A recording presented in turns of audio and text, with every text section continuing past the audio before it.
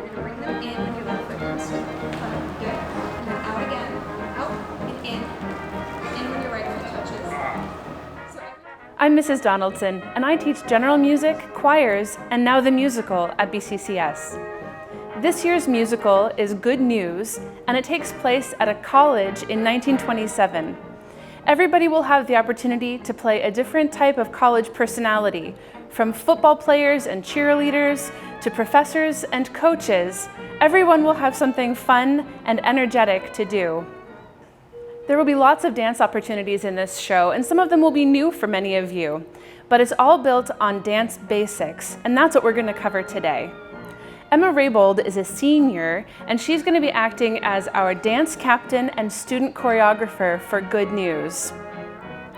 She's going to lead us through a series of dance steps designed to give every student a good choreography foundation so that you're ready for auditions and the musical coming up this year. She's got two friends with her that you'll probably also recognize, helping you through this. I hope that you'll watch it several times. It gets easier and easier the more that you do it.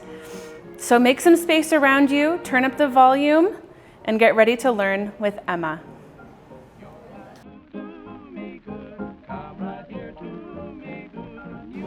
All right, so we're going to go over the correct posture to have with your shoulders when you're dancing at all times so that you look professional on stage and have a good stage presence.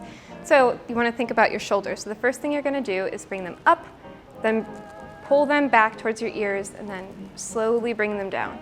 And if you look at the side, that's how Bria is. You want it to be relaxed and out and down, but don't keep them up towards your ears. Try to relax them down to the back at all times.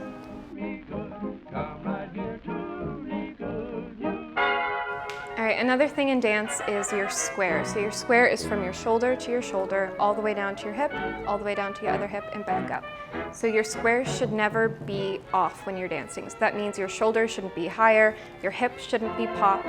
So at all times when you're dancing, even if you're doing a tendu, your hips shouldn't pop up. If you're doing a releve, your hips shouldn't go back. You should always have your square facing the audience or facing whatever way your body is going at all times.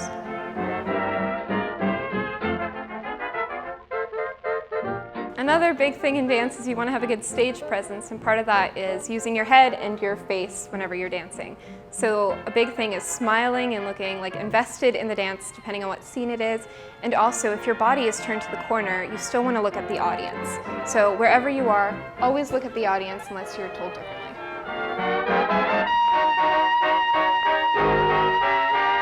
So you have to have the correct posture at all times when you're doing pretty much every type of dance move unless you're told otherwise.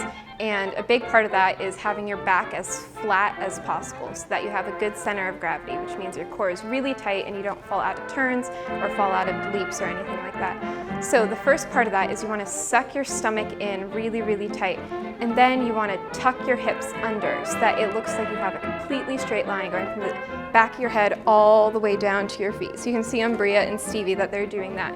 Just think about when you're dancing, just tucking your hips under so that nothing is going to move and you're going to be still and solid the whole time.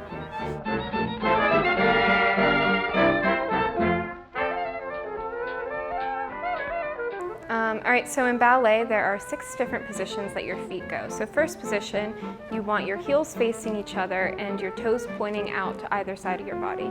You want to make sure that the weight is evenly distributed on all 5 of your toes so that you're not hurting your knee if you're rolling over or rolling back. Position number 2 is very similar to position number 1, except there is a shoulder width gap between your heels. So you want to do first position, but pull your heels out a little bit. And the same thing, you want the weight evenly distributed on your foot. Position number 3 in dance nobody really uses, but I have to teach it. So it's very similar to 4th and 5th position. So if you're doing a 3rd position on your right foot, your left foot is similar to the way that it was in 1st position, and you bring your right foot up and make your heel touch the center of your left foot. Position number 4 is if you're doing it on the right side, you have your left foot the same place that it was for third position, and you just take your right foot and move it forward so that your heels and toes are in line with each other on both sides. Position number 5 is just fourth position, but move your feet together so that they're touching. And for fifth position, you want to be very, very careful that you're not rolling over, because that could really hurt your ankles and knees.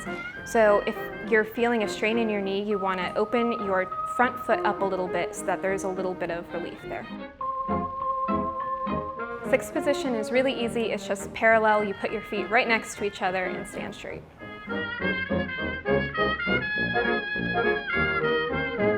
All right, so a tendu is you point your foot either in front of you, to the side, or to the back. In the video, we did it in first position, but you can really do it in any of the 6 positions.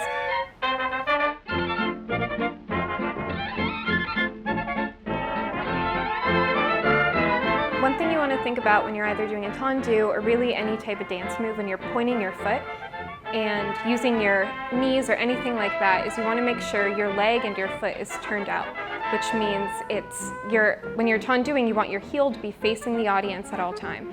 Even if you're going to the side or the back, you want it to come closer to the other side of your body, if that makes sense.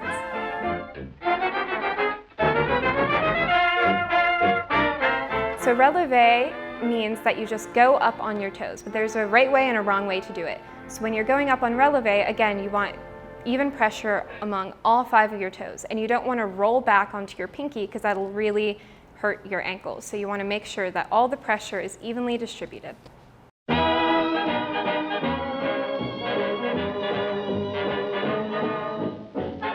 So when you're spotting, you want to pick an object across the room from you so that when you're turning, you have something to always look back on so that you don't get dizzy or fall out of your turn.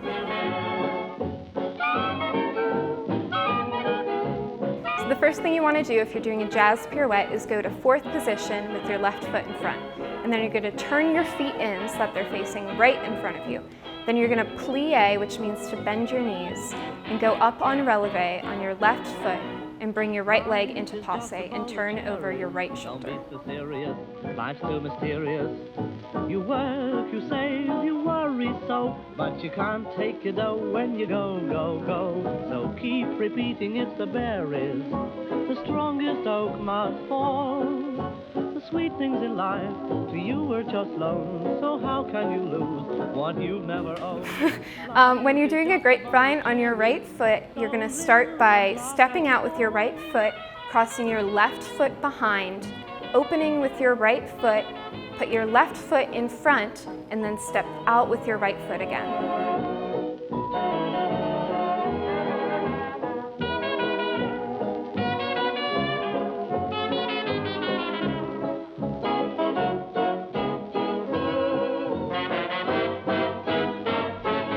So if you're doing a jazz square on your right foot, you could reverse it to your left. You just have to do the opposite. You're going to start with your feet in parallel or 6th position. You're going to step front with your right foot, cross over with your left, step back with your right, and out with your left.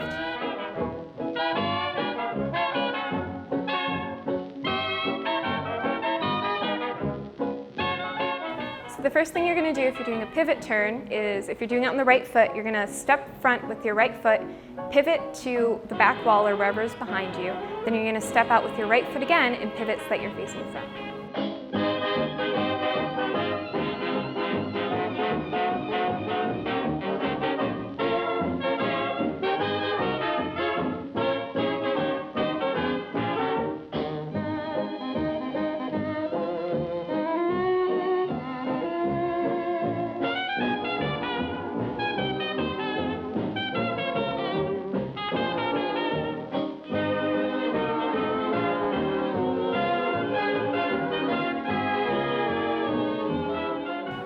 So the first thing you're going to do with the shuffle ball change is take your right foot and take the ball of your right foot and shuffle it along the floor.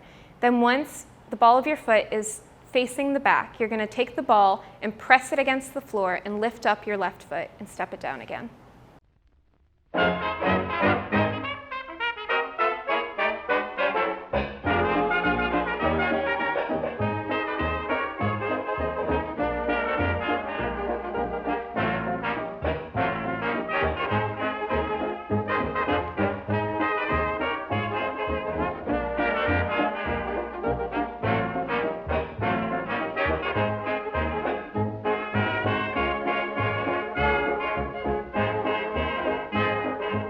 So if you're doing a pony on the right foot, you're going to start by brushing your right foot up just a little bit, putting the weight on it completely, lifting your left leg up, and then taking the ball of your left foot, just lightly lifting your right foot up, and then step back down. Button up your overcoat when the wind is free.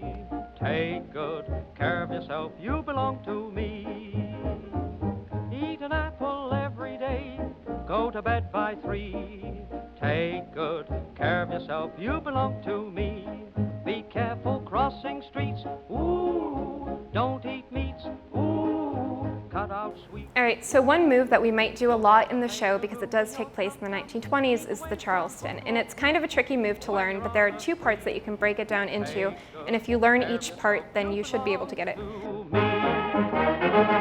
So the first part is just learning how to swivel your feet. So the first thing you can do is just step out a little bit, so that from 6th position you can just step 1 foot out and be kind of a shoulder distance apart. Go up on releve and move your heels out together and in together and out together and in together, and keep practicing that.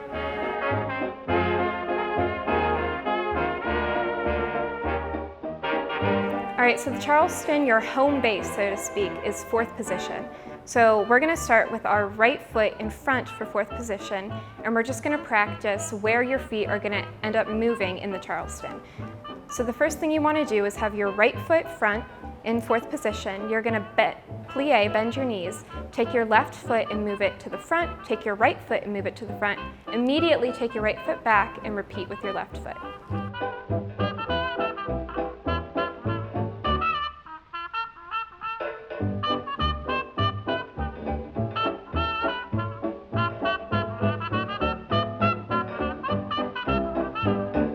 So when you put both of the parts together, you should be able to do the Charleston.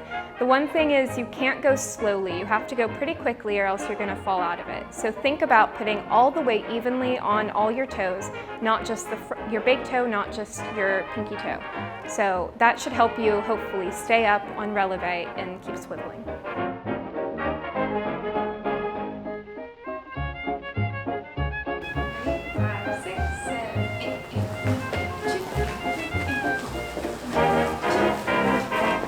That's about it.